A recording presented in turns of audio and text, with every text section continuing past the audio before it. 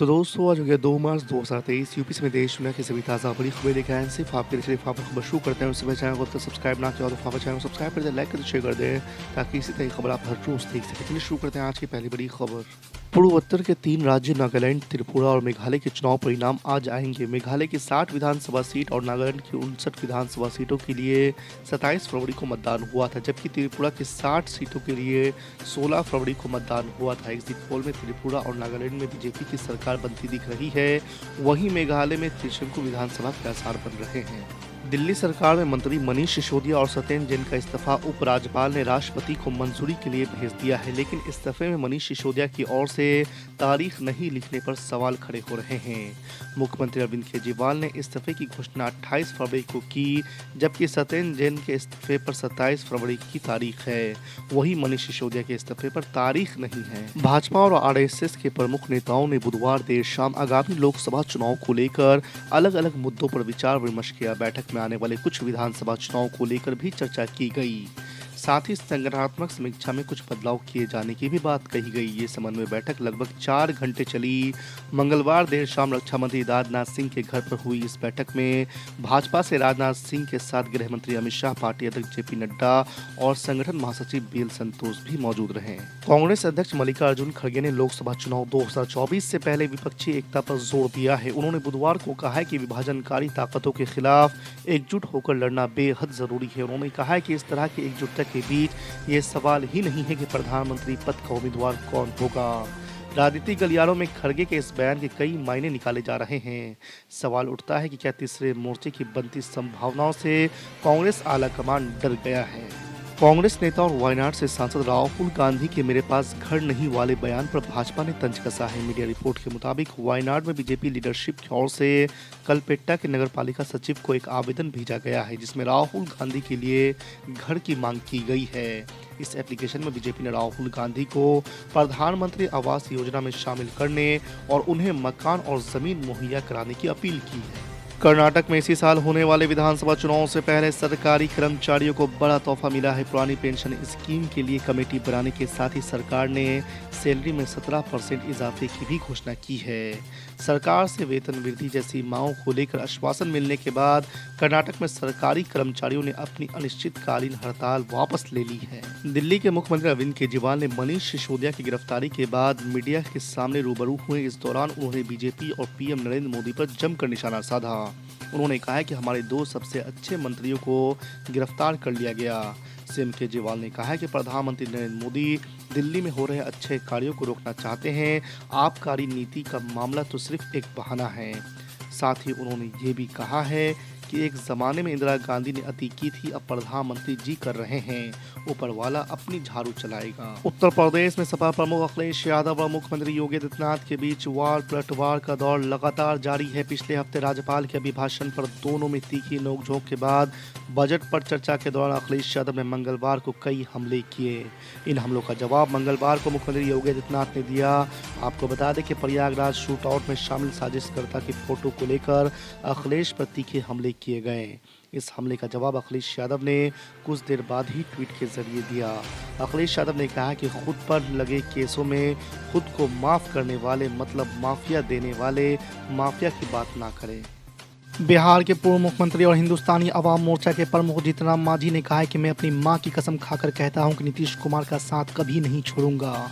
आपको बता दें कि मांझी को ये बात इसलिए कहनी पड़ी क्योंकि पिछले दिनों नीतीश कुमार ने पूर्णिया की रैली में कहा था कि आजकल जीतन राम मांझी पर बीजेपी की नज़र है। बैठक के बाद मांझी ने मीडिया से बात करते हुए कहा कि जहां नीतीश कुमार रहेंगे वहां हम रहेंगे। उत्तर प्रदेश में पुरानी पेंशन लागू करने के मुद्दे पर विधान परिषद में सोमवार को प्रश्न प्रहर के दौरान जमकर हंगामा हुआ। समाजवादी पार्टी ने इस मुद्दे को उठाते हुए तत्काल पुरानी पेंशन को बहाल करने की मांग की।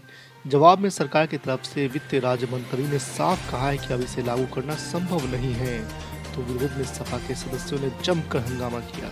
यूपी सरकार अमृत मिशन 2 में प्रदेश के लगभग 21 लाख घरों में पानी का कनेक्शन देने की व्यवस्था कराने जा रही है। राज्य सरकार ने इसके लिए प्रस्ताव तैयार कराते हुए केंद्र को भेज दिया है। मंजूरी मिलने के बाद शहरों में पाइपलाइन डलवाते हुए लोगों के घरों में पानी का कनेक्शन देने का काम शुरू किया जाएगा। आपको बता दें कि केंद्र सरकार ने अमृत मिशन 2 की शुरुआत की है। राज्य सरकार ने इस योजना से शहरी क्षेत्रों में छूटे हुए घरों में पानी और सीवर का कनेक्शन देने के लिए प्रस्ताव तैयार कराया है। प्रधानमंत्री नरेंद्र मोदी ने कर्नाटक के बेलगावी में कांग्रेस पार्टी पर तीखा तंज कसा है। इस दौरान उन्होंने कांग्रेस अधिवेशन के दौरान सोनिया गांधी को छाता मिलने और मल्लिका अर्जुन के भरी दोपहरी में धूप में खड़े रहने पर सवाल उठाया है।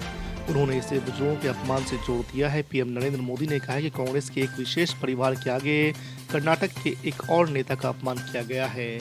इसी धरती के संतान और 50 साल तक संसदीय कार्यकाल वाले मल्लिकार्जुन खड़गे का मैं बहुत सम्मान करता हूं, लेकिन मैं उस दिन ये देखकर बहुत दुखी हो गया कि कांग्रेस के अधिवेशन के दौरान अध्यक्ष रहते हुए और सबसे वरिष्ठ नेता होने के बाद भी उन्हें छतरी नहीं मिली।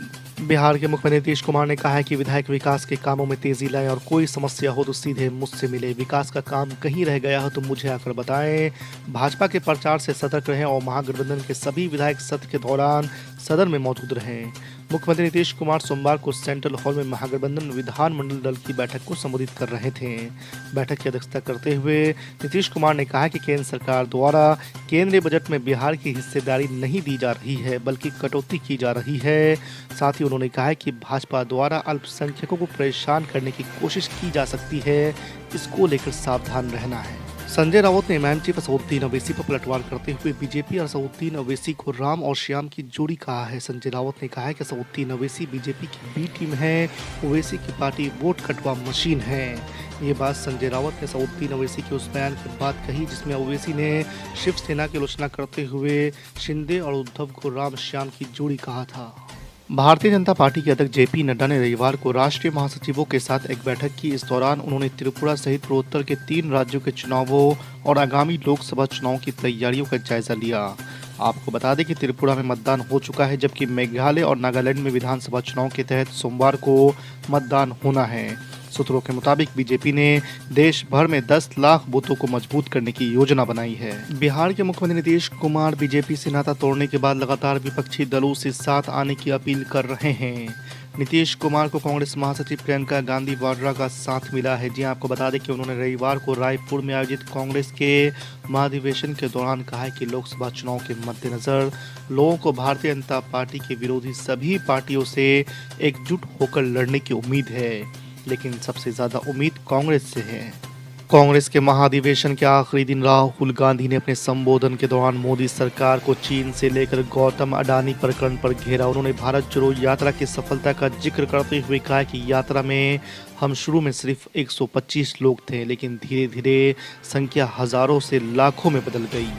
केंद्रीय गृह मंत्री अमित शाह ने अपने 1 दिवसीय बिहार दौरे के दौरान मुख्यमंत्री नीतीश कुमार पर जमकर निशाना साधा है। इस दौरान उन्होंने ये भी साफ कर दिया है कि अब नीतीश कुमार के लिए भारतीय जनता पार्टी के दरवाजे सदा के लिए बंद हो गए हैं। आपको बता दें कि बीजेपी के चाणक्य के इस बयान से पहले भगवा पार्टी ने इसकी तैयारी शुरू कर दी थी। बिहार विधानसभा चुनाव में एनडीए से अपनी राह जुदा करने वाले चिराग पासवान भी हाल में संपन्न हुए उपचुनाव में बीजेपी से अपनी नजदीकी को उजागर कर दिए हैं।